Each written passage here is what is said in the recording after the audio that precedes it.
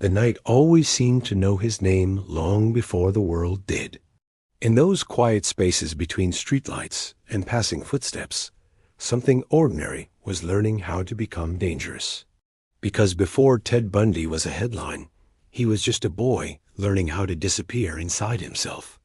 Born into a world of uncertainty and silence, he was raised in an atmosphere where truth was bent and identities were blurred.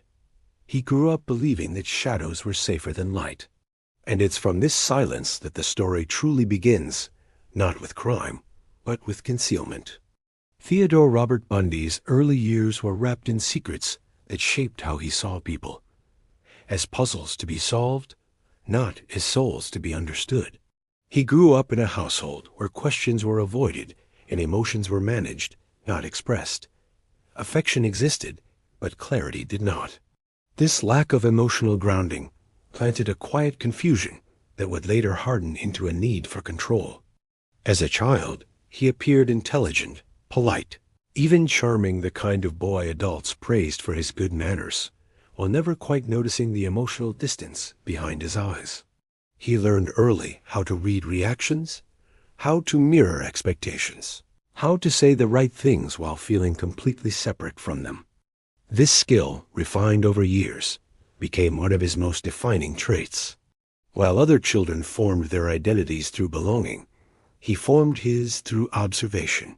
He studied how people behaved, how authority worked, how admiration could be earned, and most importantly, how weakness could be hidden. His school years only sharpened this dual existence. He performed well academically, especially in subjects that required logic and analysis, like debate, psychology, and law. He wasn't driven by a desire for justice, but by a fascination with systems of power and persuasion.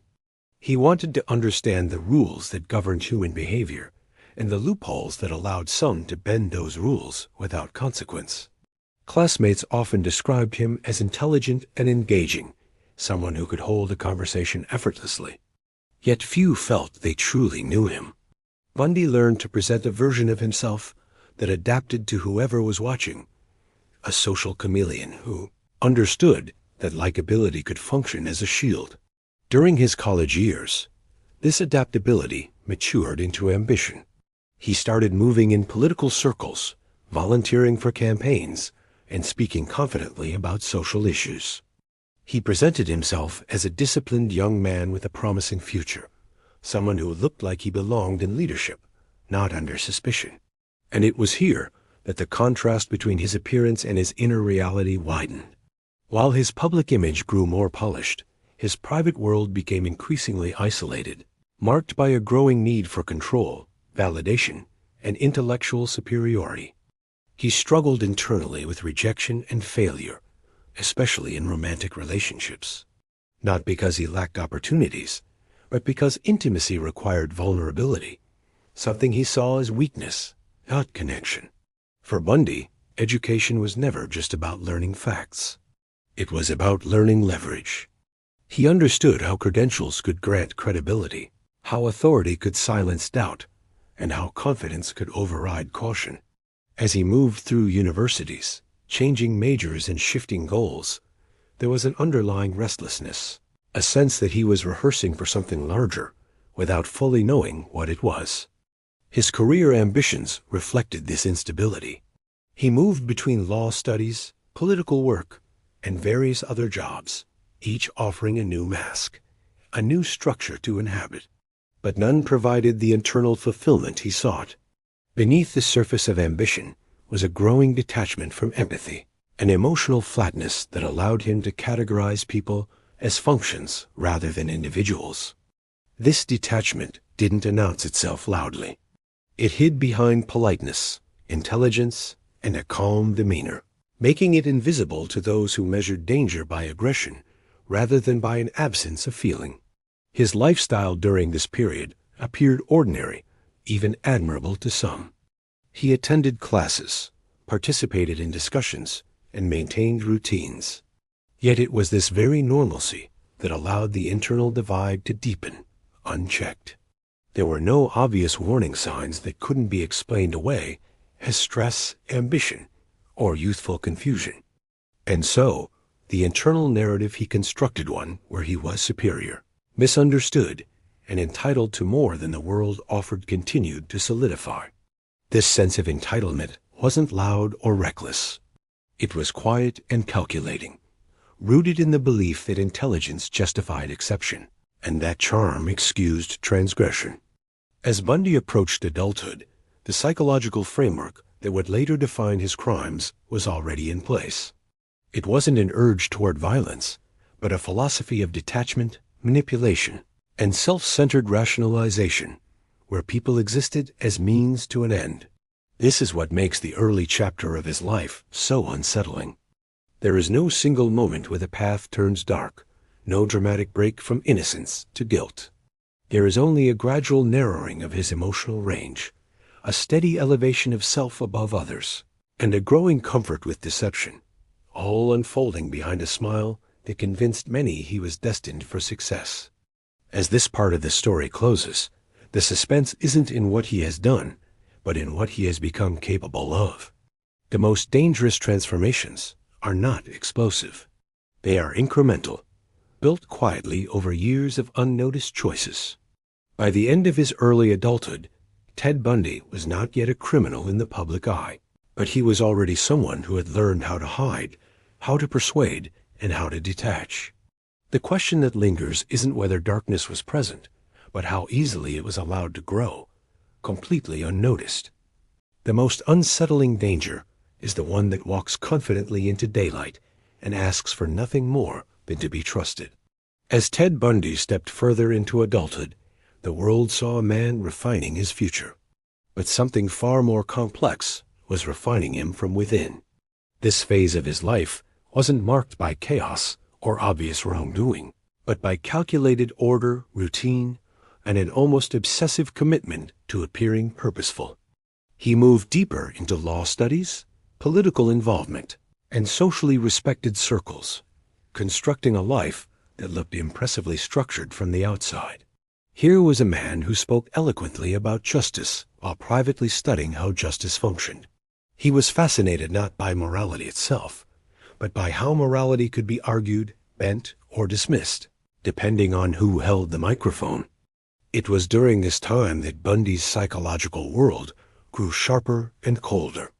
This wasn't an explosion, but a gradual shift. Empathy became theoretical rather than felt. People became case studies rather than companions. And relationships became opportunities to assert control, not chances for mutual exchange. His career ambitions reflected a desire not just for success, but for authority. Authority provided insulation.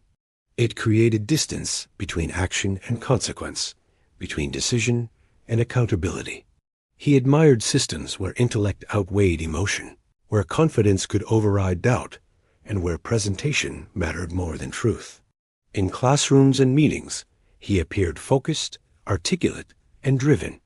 He was someone you could easily imagine as a future lawyer, leader, or public figure. Yet this drive was fueled less by a passion for service and more by a growing internal narrative that he was exceptional, different, and therefore entitled to operate by his own set of rules.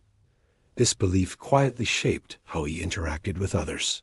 He became increasingly selective about what he revealed, carefully curating his image depending on the context. He was charming when charm was useful, serious when seriousness was required, and vulnerable when vulnerability gained trust. All the while, he maintained an inner distance that allowed him to step back and analyze reactions rather than participate emotionally. His lifestyle during this period was deceptively ordinary, filled with schedules, responsibilities, and academic pressures, the kind of life that reassured observers he was just another ambitious young man. This normalcy became his greatest camouflage. Nothing about his daily routines suggested danger. Instead, they suggested discipline, aspiration, and social integration. But beneath this routine was a growing restlessness. No achievement ever seemed sufficient, and no recognition ever felt complete. This emptiness fed a need for stimulation that was intellectual at first, then psychological. He became increasingly interested in control scenarios, power dynamics, and the idea of superiority without accountability. His relationships reflected this imbalance. He struggled to maintain genuine emotional bonds, often oscillating between idealization and detachment. He valued people for how they made him appear, not for who they were. When a relationship challenged his sense of control, he responded not with reflection, but with withdrawal, rationalization, or quiet resentment. This reinforced his belief that emotional closeness was risky and unnecessary. His political involvement was particularly revealing. It allowed him to practice persuasion in real-world settings, to understand how narratives could be shaped and how confidence could disarm skepticism. He learned that people often trust tone more than content, and appearance more than consistency, lessons that would later echo far beyond classrooms and campaign offices. Even as his intellectual confidence grew, his career path remained unstable, marked by changes and unfinished ambitions. This quietly intensified his internal frustration. In his mind, failure wasn't a signal to reassess. It was an injustice inflicted by a world that failed to recognize his superiority. This sense of grievance didn't manifest as outward anger, but as inward entitlement, a belief that the usual limitations simply did not apply to him. Psychologically, this was a critical turning point.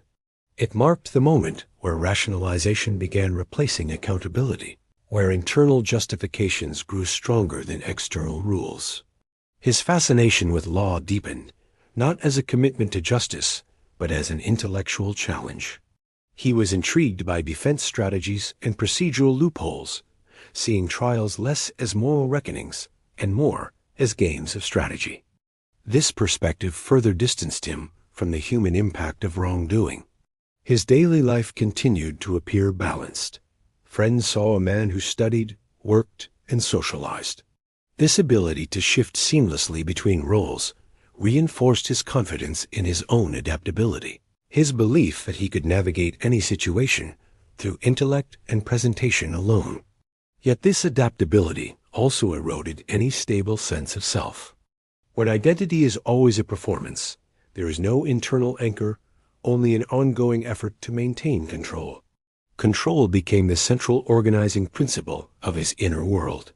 Control over how he was perceived, control over relationships, and control over outcomes. As this need intensified, it narrowed his emotional range even further, reducing people to variables within his personal equation. His lifestyle choices reflected efficiency rather than passion, and structure rather than spontaneity, because structure allowed for predictability, and predictability allowed for control. It was within this carefully managed existence that the quiet descent continued, unnoticed by those who equated danger with disorder rather than excessive order. Bundy did not appear reckless. He appeared meticulous.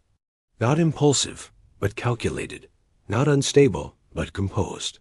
This composure masked a growing disconnection from ethical boundaries, a slow erosion where lines became negotiable and conscience became conditional. As this part of the story closes, the suspense lies not in visible action, but in invisible transformation.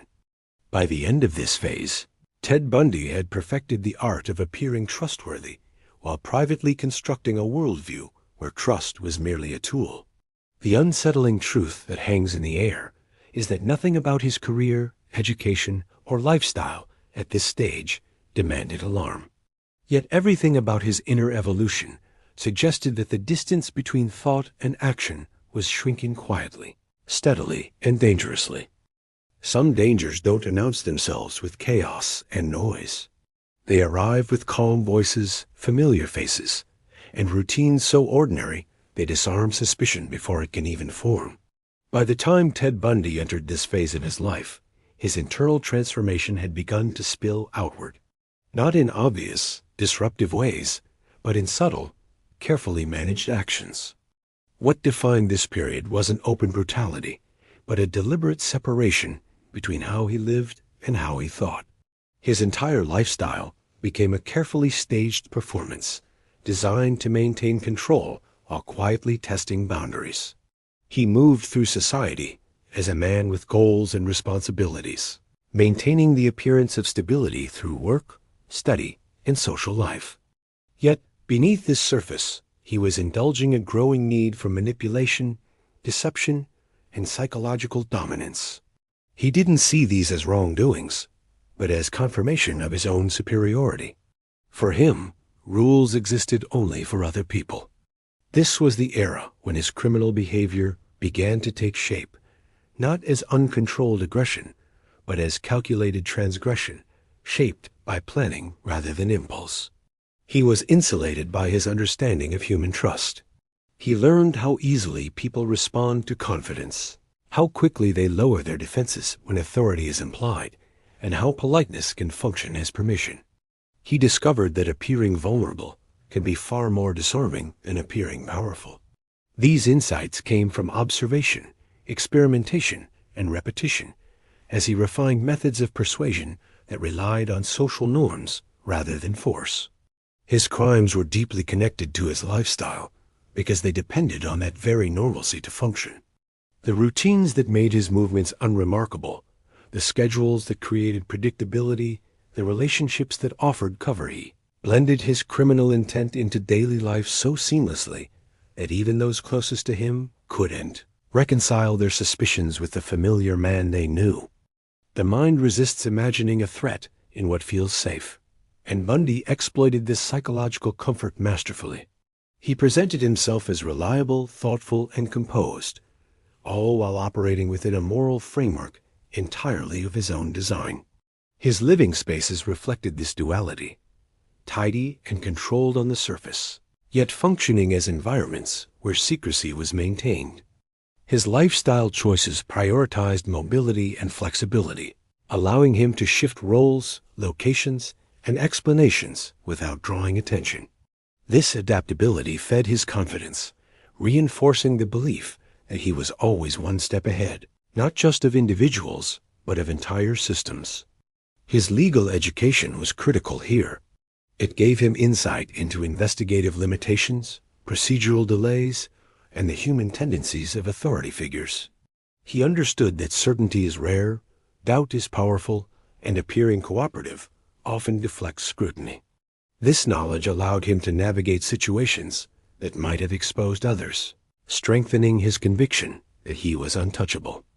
Psychologically, this period marked a deepening of his detachment. As repetition normalized his transgressions, any internal resistance faded, replaced by stronger rationalizations. Actions that might have once caused internal conflict became routine, justified by narratives of control, intelligence, or destiny. This is one of the most dangerous psychological shifts, when moral decisions become logistical ones. His interactions with others became purely instrumental, measured by their usefulness rather than any real connection.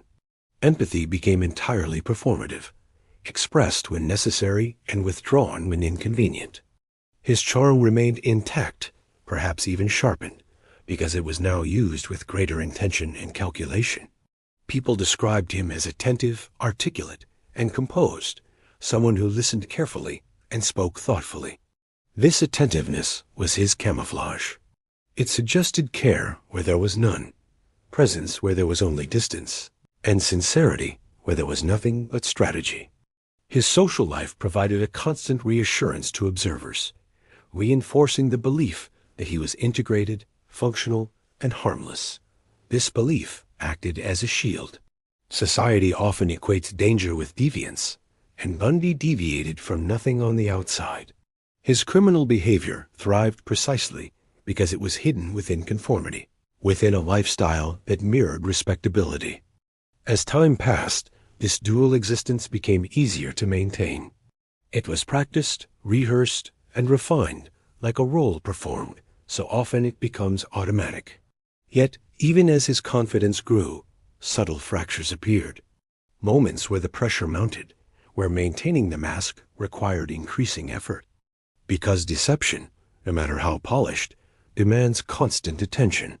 And the more complex the narrative, the harder it is to sustain. This tension didn't manifest as panic, but as arrogance, a belief that mistakes wouldn't matter, that consequences could always be argued away. This arrogance marked the beginning of the end, though it wasn't yet visible. Bundy's greatest strength, his ability to appear ordinary, was also his greatest vulnerability. Patterns were quietly forming, routines were repeating, and predictability was creeping in, creating traces that even his confidence couldn't fully erase. As this part of his story closes, the true suspense lies in that widening gap between appearance and reality. Ted Bundy was now living two lives so deeply intertwined that separating them would require exposure.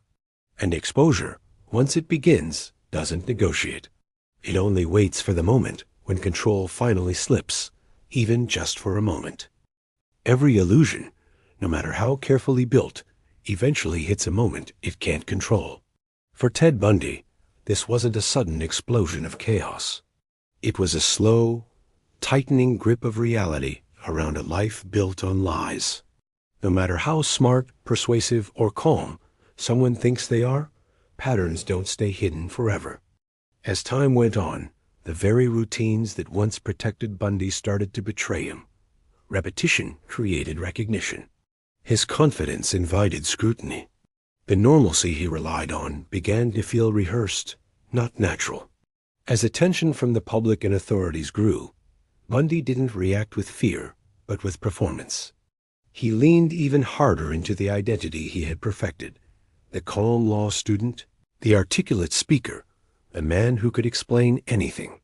This belief in his own story became both his defense and his downfall. He trusted his intellect more than reality, his arguments more than evidence, and his image more than the consequences. As legal pressure mounted, he tried to navigate the system he had studied so closely, thinking that understanding the rules meant he could control the outcome.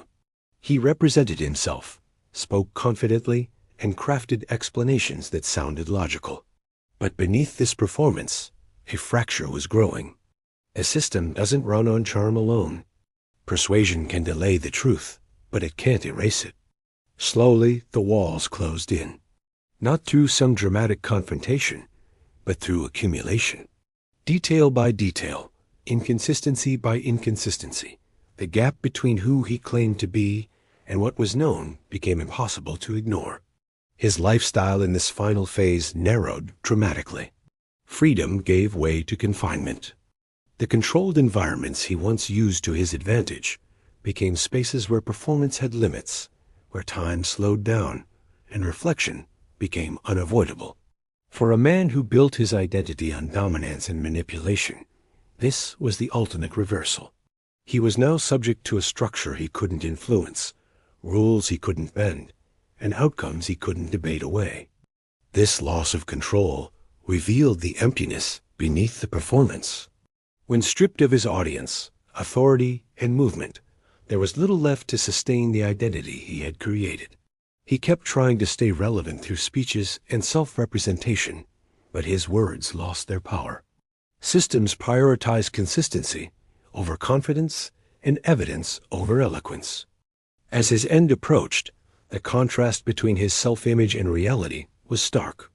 It exposed not a mastermind above consequence, but a deeply disconnected person whose greatest mistake was believing intelligence could replace accountability.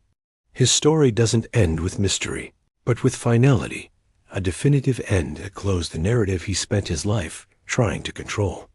And here, at the quiet end of a life defined by deception, the true moral emerges. It's not just a condemnation. It's a warning. Bundy's story shows that danger doesn't always announce itself with chaos or cruelty. Sometimes it arrives well-dressed, well-spoken, and well-integrated. It thrives in environments that reward confidence without questioning character. The most unsettling lesson isn't that such individuals exist, but that societies often enable them by mistaking intelligence for integrity, charm for conscience, and success for goodness. The real moral is that evil doesn't need violence to be powerful. It needs detachment, rationalization, and a complete lack of empathy. When those qualities are masked by ambition and social approval, they can grow unchecked.